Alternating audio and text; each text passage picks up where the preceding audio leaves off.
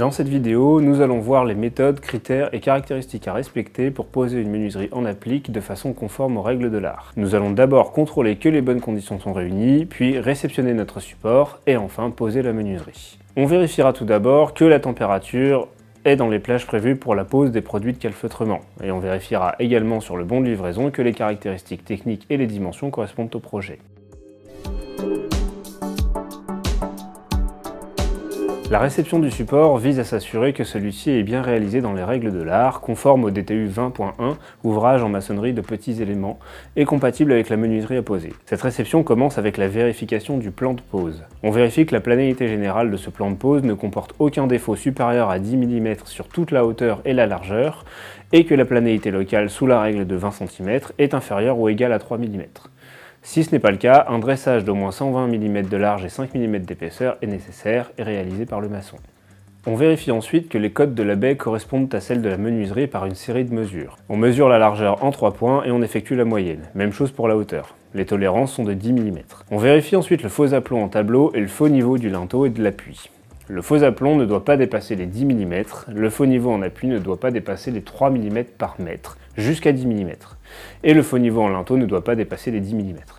Si ces conditions ne sont pas réunies, le support doit être repris par le maçon. Tout d'abord, concernant la fixation, une équerre doit être placée sur le dormant à 25 cm maximum du fond de feuillure et à maximum 10 cm de l'organe de rotation. On peut, pour fixer l'équerre, en utiliser une deuxième qui permettra un bon positionnement. Important, les vis ne doivent pas transpercer le dormant dans le cas des menuiseries bois.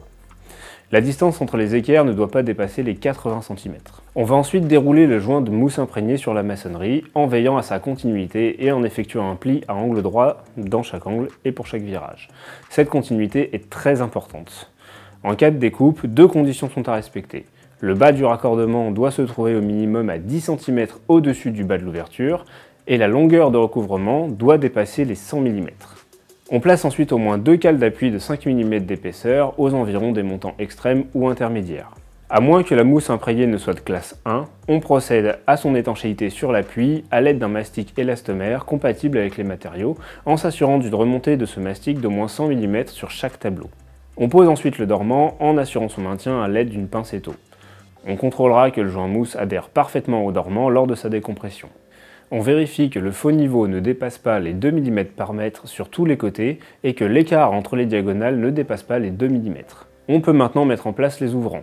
On finalise l'étanchéité de la mousse en extrudant le mastic sur le reste du pourtour extérieur de la fenêtre, en veillant à ce que le mastic ne soit pas recouvert par le revêtement de façade.